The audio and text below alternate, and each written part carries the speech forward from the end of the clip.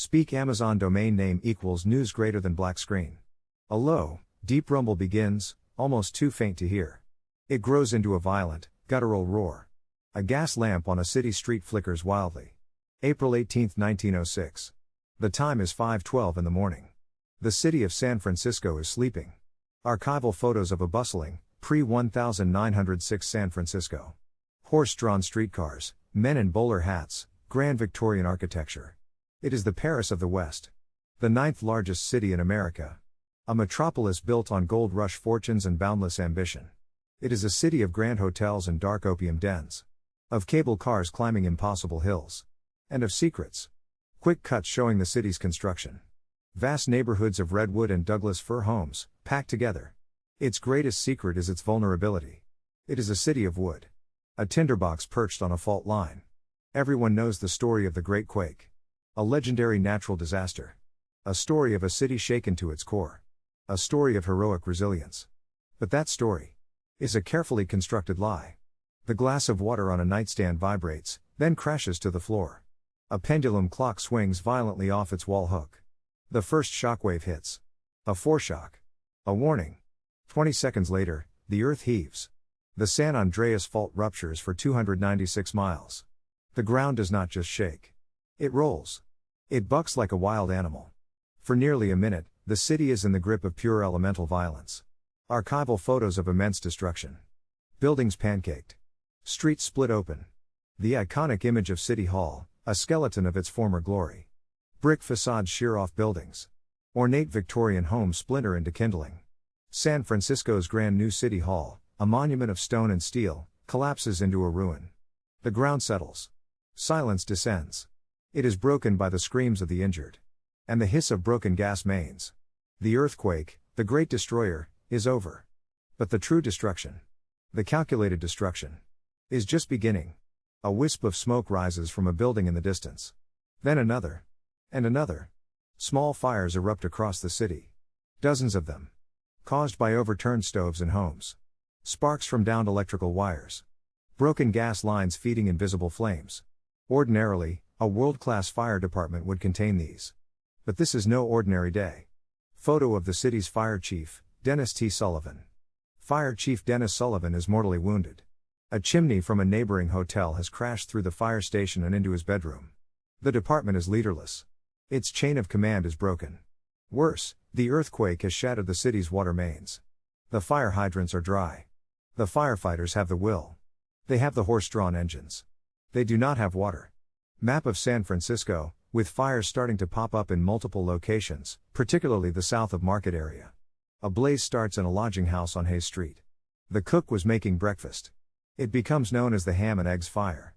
This small flame will grow into an inferno. It will join dozens of other fires. They will merge into a single, unstoppable wall of heat. A firestorm. For 3 days, the city burns. This is the official narrative. A tragic, uncontrollable consequence of the quake. But hidden in the smoke and chaos is a darker truth. Not all of these fires were accidental. Many were deliberate. And they were lit for one simple reason: money. Close up on the text of a 1906 insurance policy. A finger traces a specific clause. In 1906, insurance was a complicated business. Almost every property owner had fire insurance. It was essential in a city built of wood. But those same policies had a fatal exclusion. A clause for an act of God. Earthquakes were considered an act of God. If the shaking destroyed your building, the insurance company owed you nothing. Your investment was gone. A man in a suit looks at his heavily damaged, but still standing, building. Then he looks at the encroaching smoke from a nearby fire. But if fire destroyed your building, even if the earthquake damaged it first, the policy paid out in full. A terrible logic began to spread through the ruined streets. A whisper that became a plan. If your building was damaged but not destroyed, you faced ruin. Unless you could get the fire to finish the job. A lit match became a financial tool. A desperate act of self-preservation. And a massive fraud. Archival photos of citizens watching the fire. Their expressions are unreadable. Fear? Resignation? Or something else? People began setting their own properties ablaze. From grand commercial emporiums to humble homes. They called it improving their losses. The evidence was everywhere, for those who knew where to look. Witnesses reported seeing property owners refuse help in putting out small fires. Others saw men with torches moving methodically, ensuring the flames spread. The fire was no longer just a natural disaster. It had become a tool. Photos of U.S. Army soldiers patrolling the streets. Signs that read "Looters will be shot." The city's government had collapsed. Mayor Eugene Schmitz, a pawn of the city's corrupt political boss Abe Roof, was powerless. He handed control to the U.S. Army. Brigadier General Frederick Funston took command. Funston made a fateful decision. With no water to fight the flames, he would use dynamite. His soldiers would blast buildings to create firebreaks. To rob the inferno of its fuel. A massive, uncontrolled dynamite explosion from archival footage or illustration. Debris flies everywhere. It was a catastrophic failure. The soldiers were not demolition experts. They used too much dynamite. They used it incorrectly. Instead of stopping the fire, the explosions often spread it. The blasts rained flaming debris onto surrounding blocks. They shattered buildings that had survived the quake, making them vulnerable to the fire. The solution became part of the problem, creating even more insurable fire damage in the process. Beneath the cover of official orders, the very act meant to save the city was helping to destroy it. This was the great lie of 1906. The city didn't just burn. It was burned. By accident, by incompetence, and by design. The sun rises over the smoldering ruins. A vast panorama of devastation. Only the stone buildings on Nob Hill remain, gutted but standing. After 3 days, the fire burned itself out. What was left was a ghost city. Over 28,000 buildings destroyed. More than 3/4 of San Francisco was gone. The official death toll was reported as 478. A number deliberately kept low to avoid scaring away investors. The true number was likely over 3,000. But in the ruins, the architects of the new San Francisco saw opportunity. Men in suits and top hats surveying the destruction. Blueprints are unrolled over rubble. The city's business elite and political bosses did not just want to rebuild. They wanted to reimagine. To create a more orderly, more profitable city. This was their chance to erase what they saw as blights. Their primary target was Chinatown. Archival photos of pre-quake Chinatown. Vibrant, but depicted in the media of the day as exotic and dangerous. For decades, powerful interests had wanted to move Chinatown away from the city center. Its real estate was too valuable for its residents. The fire had done what they could not. It had wiped the neighborhood clean.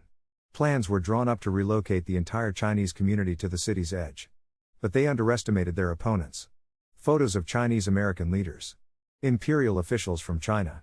The Chinese community fought back. Consolidated benevolent associations organized. The Chinese government in Beijing threatened to boycott American trade. They understood the power of perception. They argued that a world-class city needed an exotic Chinatown for tourism. They won. Chinatown was rebuilt in its original location, but with a new, tourist-friendly architectural style designed to look more oriental than it ever had before. It was a victory born of shrewd politics and economic reality. Photos of the rebuilding process. Steel girders rising from the ashes. Armies of laborers. The insurance money began to flow. An estimated $180 million. Over $5 billion in today's money. It was the largest insurance payout in history to that point. It fueled a building boom of unprecedented speed. New buildings were built with steel frames. Designed to be more resistant to earthquakes. The city would be stronger, safer, better. But as the new city rose, the true story of its destruction was systematically buried. A photograph being touched up in a darkroom. A newspaper headline being typeset. The official narrative hardened into history. The story became one of nature's fury and man's heroic response. Photographers framed the ruins to look beautiful, classical, and heroic. Reports and memoirs conveniently omitted the stories of arson. The dynamiting was remembered as a valiant, if failed, effort. The insurance fraud became a footnote, then a forgotten secret. It was better for business. It was better for the city's myth. It was a lie the city told itself, and the world, in order to be reborn. Modern-day shots of San Francisco. The Golden Gate Bridge, the Transamerica Pyramid, the bustling streets. Today, San Francisco stands as a monument to that rebirth. A testament to resilience and innovation. But beneath the gleaming towers and charming streets lies the ash of the old city.